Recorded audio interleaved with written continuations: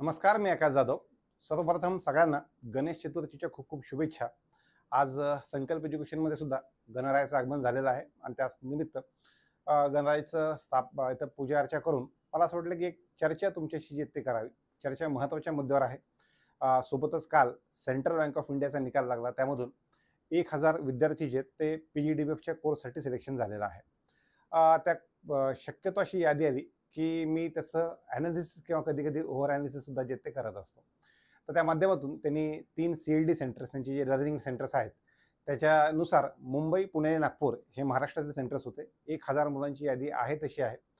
त्यातून जेव्हा टोटल काढली, तर टोटल मुंबई, पुणे आणि नागपूर मिळून 1000 पैकी 255 विद्यार्थी होते. आणि ते पाहिल्याच्या नंतर मी बऱ्यापैकी भूतकाळात, थोडंसं कमी भूतकाळात गेलो. दोन्ही पद्धतीने खूप जास्त सुद्धा आणि खूप खूप खूप कमी सुद्धा. त्या पाठीमागचं कारण 2009 मध्ये ज्यावेळेला 2008 मध्ये नोव्हेंबरमध्ये पहिल्यांदा ज्यावेळेस ICSAने एक ICSA मणिपाल नावाची बॅच स्टार्ट केली होती. त्यात 750 विद्यार्थ्यांची बॅच होती. त्या 750 पैकी त्या बॅचपैकी मी एक विद्यार्थी होतो त्या ठिकाणी. त्या कोर्ससाठी सिलेक्शन झालेलं. आणि टोटल आम्ही बघितले महाराष्ट्रातून आम्ही टोटल 7 जण होतो आणि ज्यांची हैदराबादला ट्रेनिंग होती. नंतर बंगलोरचं ट्रेनिंग सेंटर झालं. बऱ्यापैकी लोक तिकडे शिफ्ट झाले. तर कुठेतरी 750 पैकी 7 अर्थात 1% कमी विद्यार्थी अशा ठिकाणी अशा सोप्या एक्झामला तुम्हाला माहिती आहे की ICSA मणिपालची एक्झाम काय लेवलची होती. तर अशा एक्झाममध्ये विद्यार्थी जे आहेत ते जिथं विद्यार्थ्यांपर्यंत एक्झाम पास करू शकतील का, ती एबिलिटी आहे का, तर आहे. पण विद्यार्थ्यांपर्यंत ती माहिती नाही आहे. त्याच्यानंतर 2009 ऑनवर्ड्स तेव्हापासून ते आतापर्यंत विद्यार्थ्यांना ज्या माध्यमातून होत असेल, ऑफलाईन होत असेल ऑफलाईन, ऑनलाईन असेल ऑनलाईन, बाकी सोशल मीडियाच्या माध्यमातून असेल, यूट्यूब असेल, फेसबुक असेल, इंस्टाग्राम असेल, वेगवेगळ्या ठिकाणी अक्रॉस महाराष्ट्रात सेमिनार्स असतील. तर संकल्पना सिंधुदुर्गच्या जसं माड्यापासून मला वाटतं चांद्यापासून बांद्यापर्यंत म्हणतात, तसं सिंधुदुर्गपासून ते गडचिरोलीपर्यंत, चामोर्शीपर्यंत प्रत्येक ठिकाणी सेमिनार घेऊन विद्यार्थ्यांना जे ते अवगत केलेलं आहे. मधल्या काळात मी पाठीमागच्या वर्षी तुम्हाला आठवते का नाही माहीत नाही, पण 7 एप्रिल 2024ला आपला जो फेलिस्टेशन झाला होता त्याच्या प्रोग्राममध्ये ज्याचं मला वाटतं जे भाषणाचं पार्ट आहे तो सुद्धा यूट्यूबला अजूनही अवेलेबल आहे. एप्रिल किंवा मे महिन्यामध्ये 2024 मध्ये उपलब्ध असेल. त्यात मी सांगितलं होतं की पुढच्या 1-2 वर्षामध्ये तुम्हाला महाराष्ट्रातून 25% विद्यार्थी किमान ऑफिसरमध्ये म्हणतोय, ज्याच्यामध्ये कसलाही स्टेट कोटा नाही. तर विद्यार्थी हे ऑफिसर झालेले दिसतील आणि महाराष्ट्राचा वाटा जो तो 20-25% आसपास असेल. आणि हळूहळू तुम्हाला सुद्धा ते घडताना दिसतंय. कधी कुठे एकेकाळी 1% कमी महाराष्ट्रीयन ज्या एक्झाममध्ये होते, आज तो वाटा 22% ला गेलेला आहे. आज तो वाटा 25% जास्त झालेला आहे. आता मी त्याच्यानंतर काय केलं, मुंबई, पुणे, नाशिकचा डेटा वेगळा काढून त्यामध्ये आडनावं चेक केली. त्यामध्ये भरपूर मराठी आडनाव होती. काही लोक हेही करू शकतील की त्यातून हे नॉन मराठी आडनाव बाजूला काढून त्या ठिकाणी तो निकाल 25%च्या आतही दाखवतील. पण सोबत भरपूर आपले विद्यार्थी हे बेंगलोरमध्ये PGDBFची वेगवेगळ्या बँकांची ट्रेनिंग घेत आहेत. त्यांनी सेंटर तिकडचं टाकलं होतं. ते विद्यार्थी तिकडूनही सिलेक्ट झाले होते. तर असे काही विद्यार्थी बाहेरूनही अप्लाय करतायत. तर कळत नकळतपणे आपला जो हिस्सा आहे हा 25%पेक्षा जास्त दिसतोय. ह्याच्यासोबत मी अजून सांगतो, मी 2011-12च्या आसपास माझी पहिली जी IBPSची एक्झाम होती, पहिली दुसरी एक्झाम, त्यातून बँक ऑफ महाराष्ट्रामधून माझं सिलेक्शन झालं होतं PO साठी. आणि त्यावेळेला मी लोकल ॲड्रेस जो तो संभाजीनगरचा टाकला होता, त्या काळाचा औरंगाबाद. तर टाकल्याच्या नंतर बऱ्यापैकी आम्ही 1-2 जण इथं होतो आणि इथलं जे झोन आहे संभाजीनगरचं, इथं त्यावेळेला 2 मोठ्या युनियन होत्या. AIBE एक होती आणि बोमो नावाची एक युनियन होती बँक ऑफ महाराष्ट्राची. ह्या दोन्ही युनियन ज्यावेळेला विद्यार्थ्यांची वाट बघायची किंवा विद्यार्थ्यांचं की PO म्हणून जॉईन होत आहेत, त्यांना डिपेंड राहावं लागायचं सचखंड एक्सप्रेसवर. आणि सचखंड एक्सप्रेस मराठवाड्याला एकमेव एक्सप्रेस त्या काळामध्ये होती जी नॉर्थ इंडियाशी जोडायची. अमृतसर नांदेड अशी गाडी होती.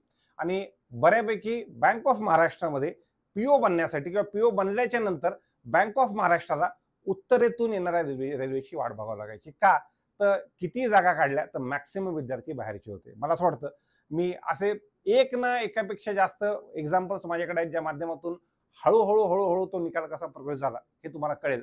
पण सोबत तुमच्याकडून काही अपेक्षा सुद्धा आहेत माझ्या. आणि मला असं वाटलं की आज एक फेअर टॉक या पद्धतीने तुमच्याशी अशा पद्धतीने डिस्कशन करावं की ह्याच्या पुढच्या भविष्यातल्या संधी सुद्धा तुम्हाला कळतील. मागचं वर्ष जे ते IBPS करिक्युलममधलं खूप वर्षानंतरचं पहिलं वर्ष होतं, ज्या वर्षी टोटल वेकन्सीज वाढून 5 डिजिटमध्ये होत्या. ह्याही वर्षी IBPS करिक्युलरच्या वेकन्सीज 5 डिजिटमध्ये आहेत. SBIच्या मागच्या वर्षी 5 डिजिटमध्ये होत्या, यावर्षी येताना तरी कमी आलेल्या आहेत. पण नंबर ऑफ ऑपॉर्च्युनिटी विद्यार्थ्यांच्या केसमध्ये वाढलेल्या आहेत. मध्ये 3-4 वर्ष ज्यावेळेस तुम्ही बघितलं, इन्शुरन्स सेक्टर थांबलेलं होतं, मागच्या 2 वर्षापासून इन्शुरन्समध्ये सुद्धा कंटिन्युअस वेकन्सीज येत आहेत. हालांकी तुम्ही वाट पाहतायत LIC असिस्टंटवर ॲडची, पण नाही LIC असिस्टंट, पण LIC AO, general specialist, new India, national insurance, oriental insurance, United India insurance, GIC, EPFO, ESIC, name the institute, प्रत्येकाच्या जाहिराती ज्या त्या येत आहेत. पण हे सगळं होत असताना, या ठिकाणी महाराष्ट्राचा निकाल वाढत असताना, देशाच्या 25% निकाल होत असताना आपण खूप वेळेस पाहतो की UPSC सारख्या एक्झाममध्ये ज्यावेळेला महाराष्ट्राची लोकसंख्या जिथं देशाच्या 10-12% आत आहे, त्या ठिकाणी आपण जेवढ्या लोकसंख्येच्या हिशोबाने नंबर ऑफ IAS किंवा नंबर ऑफ UPSC पास होणारे विद्यार्थी घडवण्यामध्ये त्याच्या आसपास आकडा आहे, त्याच्या पुढे तो जात नाहीये.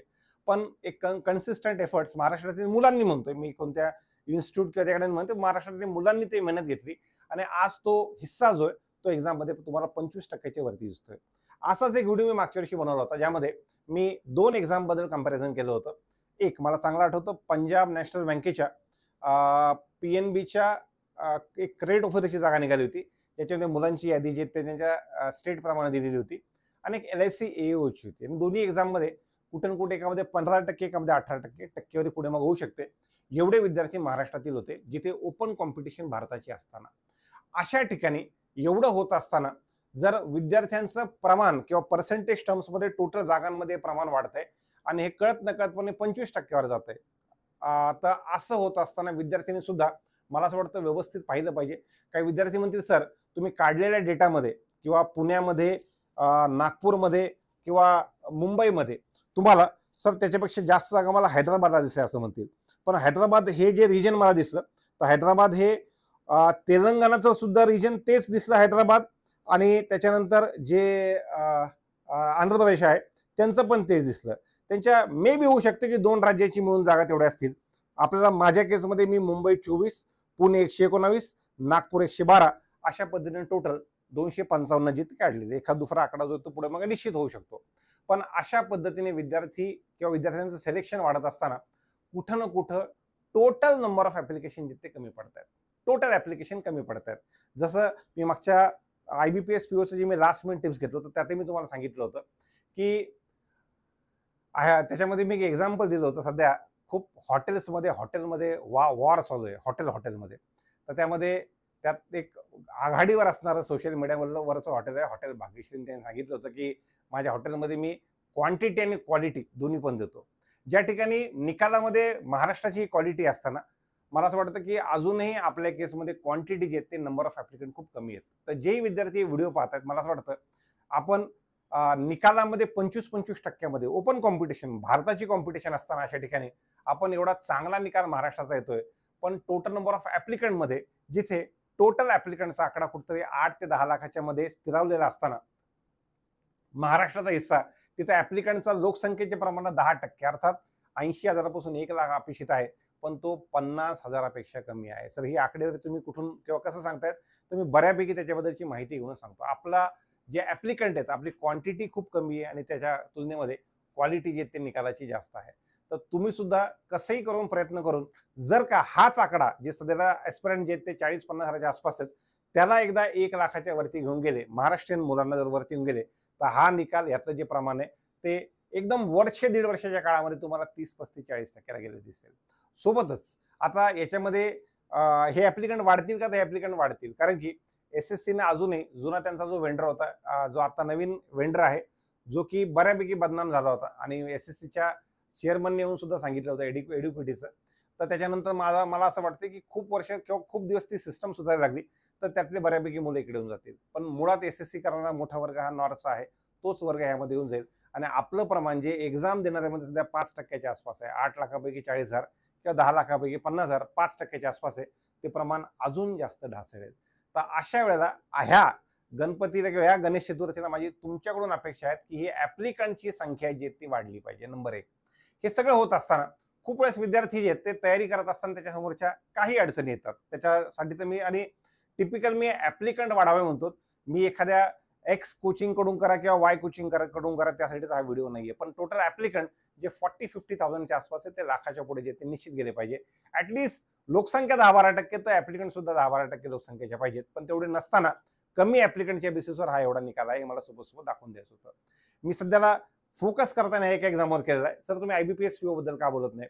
तुम्ही IBPS करेल का नाही IBPS PO SBI PO बद्दल का नाही, तर स्टेट वाईज डेटा तिथं अवेलेबल नसतो. पण जर का स्टेट वाईज डेटा अवेलेबल असेल तर आय एम डॅम शुअर की त्यातली सुद्धा निकालाची आकडेवारी ही आत्ताला मागच्या वर्ष 2 वर्ष 3 वर्षामध्ये जी आहे ते हळूहळू वाढून 15% वरती जिथे गेलेले असेल. जर तो डेटा स्टेट वाईज अवेलेबल झाला असता तर निश्चित त्यातही तुम्हाला ह्याच पद्धतीने निकाल जो तो दिसला असता.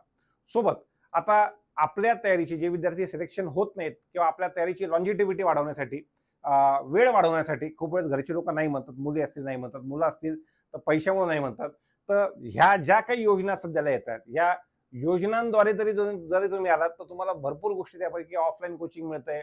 सोबत कोचिंग जे आहे ते तुम्हाला ऑनलाईन कोचिंगचे भरपूर ऑनलाईनच्या व्हिडिओ कोर्सेसचे बाकी सगळे ऑप्शन जे ते तुमच्यापर्यंत दिलेले असतात. पण तरीही विद्यार्थ्यांना त्याची ऍप्लिकेशन नसतात. साधं एक्झाम्पल सांगायचं झालं तर 28 तारखेला म्हणजे उद्या ऍप्लिकेशनची लास्ट डेट आहे. TITI बार्टी सारखी महाज्योतीची. पण जेवढे काही आकडे त्यांनी दिलेले आहेत अजून सुद्धा पोरांनी तेवढे अर्ज केलेले नाहीत. तर अजूनही विनंती होती, आज जेवढे डॉक्युमेंट असतील तेवढे, जसे असतील तसे, कमी असतील कमी, जेवढे असतील तेवढ्या बेसिसवर तुम्ही आता अर्ज करून घ्यावा. त्याचा फायदा काय? 2 पद्धतीने फायदा आहे. मंथली काही ना काही स्टायपंड जे मान्य आहे, बाकी एक्झामपेक्षा कमी आहे. 6,000 रुपये पर मंथ स्टायपंड आहे.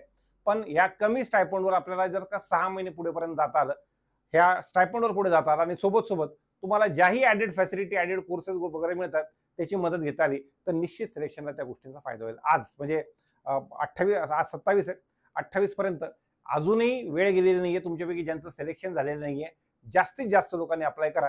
कारण की ज्या वेळेला हा आकडा आपण काढण्याचा प्रयत्न करतो, बाकी एक्झाम्समध्ये 10,000 स्टायपंड असल्यामुळे जास्त आहे, पण इथं तो आकडा कमी आहे. तर विद्यार्थ्यांनी बँकिंगची तयारी करणाऱ्या विद्यार्थ्यांनी स्पेसिफिकली IBPSला, मग ते मराठा असतील, मग ते शेड्यूल कास्ट असतील, मग ते मातंग असतील, मग ते ST असतील, मग ते OBC असतील, ह्या वेगवेगळ्या योजनेचा लाभ जो तो घेतला पाहिजे. तर सोबतच आता ही एक चांगली इकोसिस्टम जर आपल्याला आपली डेव्हलप करायची असेल निकालांसाठीची, तर खूप वेळेस मुलांना मुलींना आसपासच्या ठिकाणी बाबा मी तयारी करतोय हे का सांगत नाही, त्या पाठीमागे एक इन्सिक्युरिटी असते की मला लोक काय म्हणतील पहिल्यांदा एक, आणि दुसरं जर का मी कोणाला सांगितलं आणि त्याच्यापैकी कोणी तयार झालं अभ्यासाला तर ती माझ्यासाठीची कॉम्पिटिशन आहे, ती तुमच्यासाठी कॉम्पिटिशन नसते. ती तुमच्यासाठी कॉम्पिटिशन असतं. सरांसाठी म्हणत असेल की 40-50 हजाराचा आकडा 1 लाखाला घेऊन जा, असं बिलकुलही नाहीये. माझा म्हणण्याचा उद्देश जो आहे की जेवढे महाराष्ट्रीयन निकालामध्ये पाहिजेत हा आकडा अजून जास्त वाढू शकतो. की ऍप्लिकंटमध्ये 5% पण निकालात 25%. हाच पार्ट ऍप्लिकंटमध्ये जर आपण 10%च्या वर गेलो, ऍप्लिकंटमध्ये 10%च्या वर गेलो तर निकालात आपण हा आकडा निश्चित 40% पर्यंत 40% पर्यंत जे ते नेऊ शकतो, जो की सध्याला हा 25% पर्यंत ह्या एक्झाम मध्ये आलेला आहे. तर तुम्हाला एक उद्देश माझा कळला असेल की मला काय काय सांगायचं होतं या माध्यमातून. तर या इकोसिस्टम मध्ये तयारीच्या जास्तीत जास्त सोबतच्या विद्यार्थ्यांना जॉईन करून घ्या. सोबत ज्या ज्या योजना येत आहेत त्या येणाऱ्या योजनेचा लाभ तुम्हाला लोकांना घ्यायचा आहे, सो दॅट तुम्हाला इथून जे ते पुढे पडता येईल, पुढे जाता येईल. आणि अजून एक महत्वाची गोष्ट म्हणजे सोबतच्या जेवढे एक्झाम येत आहेत आता सध्याला बाकी कशामध्येही कंजूसपणा करा, पण फॉर्मला अप्लाय करताना कंजूसपणा करू नका. छोट्यातले छोटे ऍप्लिकेशन, ते फेडरल बँकेच्या असोसिएट सेल्स ऑफिसर होतात, कंटिन्युअस मुलांचे फोन येतात, सर मी अप्लाय केलं नव्हतं पण सांगितल्याच्या नंतर अप्लाय केलं. एअरपोर्ट अथॉरिटी ऑफ इंडिया विद्यार्थ्यांचे फोन हे ह्याच कारणासाठी असतात की सर आम्ही अप्लाय केलेला आहे. तर त्यामुळं एका गोष्टीसाठी जर तो तुम्ही कंजूसपणा करू नका, ते म्हणजे ऍप्लिकेशन करण्यासाठी.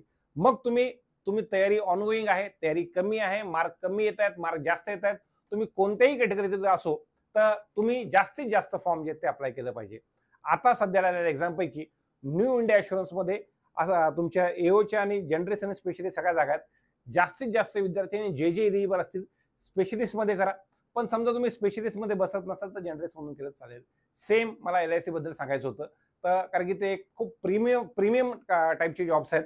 आता सध्याला ज्यावेळेस आपण ऐकतो की TCS सारख्या कंपनीमधून 12,000 लोकांना काढलं. आता 12,000 असा वाटताना आकडा जास्त वाटतो, पण जेव्हा आपण पाहतो की 5-6 लाखाचा त्यांचा स्टाफ स्ट्रेंथ आहे, मला वाटतं इंडियन रेल्वेच्या नंतर सगळ्यात मोठं रिक्रुटर जे ते TCSच आहे. तर 2% स्टाफ त्यांनी काढलेला, 12,000 लोकांना काढलेले आहे. आणि ते जे लोक काढलेत ते फ्रेशर नाही काढले आहेत, ते मिड रेंज मधले काढले, म्हणजे फ्रेशर पण नाही आणि सिनियर पण नाही, मधले लोक जे ते काढले. अशा लोकांनी फ्रेशरला काढलं तर तो पुन्हा स्पर्धा परीक्षेला लागेल. मिड रेंज मधल्या लोकांना काढलं तर अशा लोकांचे उद्या चालून स्पर्धा परीक्षा द्यायची हे सुद्धा निघून गेलेले असतात. एवढ्या मोठ्या पद्धतीने डायनामिक्स बाहेरच्या जगामध्ये बदलत असताना आपल्याकडे जर का एखादी सरकारी नोकरी असेल, एखादी PSUs मधली नोकरी असेल तर एक जॉब सिक्युरिटी नावाची एक मोठी गोष्ट जिथे राहते. दुसरं, ज्या लोकांना सोबत सोबत असं वाटतंय की मी कुठेतरी बाहेर जाऊन अभ्यास करण्यापेक्षा मी माझ्या गावातून किंवा कुठेतरी बाहेर जाऊन नोकरी करण्यापेक्षा माझ्या गावात, गावाच्या आसपास नोकरी असेल तर माझ्यासाठी चांगलं आहे. तर अशा लोकांना ग्रामीण बँकेचं ऑप्शन आहे. जिल्ह्याच्या जवळ असेल तर नॅशनल बँकेचं ऑप्शन आहे.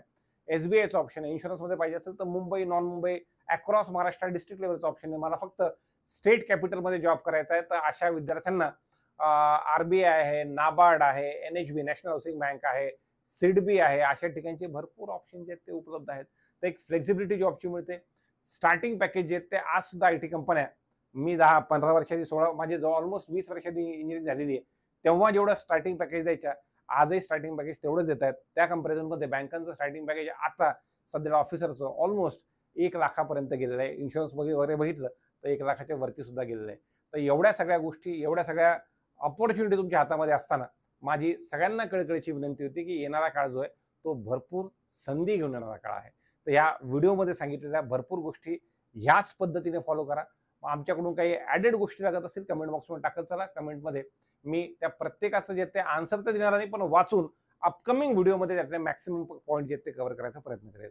पुन्हा एकदा तुम्हा सगळ्यांना गणेश चतुर्थीच्या मी शुभेच्छा देतो आणि अपकमिंग येणाऱ्या काळामध्ये हा निकाल जो सध्याला भारताच्या 25% आलेला असताना, मी पुन्हा सांगतो, ॲप्लिकंट 5% आणि निकाल 25% असताना या ॲप्लिकंटचा आकडा जर आपण 5%हून देशाच्या 10% पर्यंत आणला तर आपला निकाल 40% पर्यंत जायला बिलकुल हरकत नाही. तेही अशा परीक्षेत ज्यात कसलाही स्टेट कोटा नाही.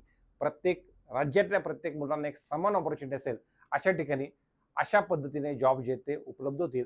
पुन्हा एकदा जे विद्यार्थी सेंट्रल बँक ऑफ इंडियाची PGDBF पास झालेत त्या सगळ्यांचे मनापासून कौतुक करून, आणि जे नवीन विद्यार्थी बँक एक्झामची तयारी करतायत आणि सोबत त्याच्यासोबत काही नवीन विद्यार्थी येतील, ह्या सगळ्यांना त्यांच्या पुढच्या प्रिपरेशनसाठी मी शुभेच्छा देऊन माझे 2 शब्द संपवतो. जय हिंद आणि जय महाराष्ट्र.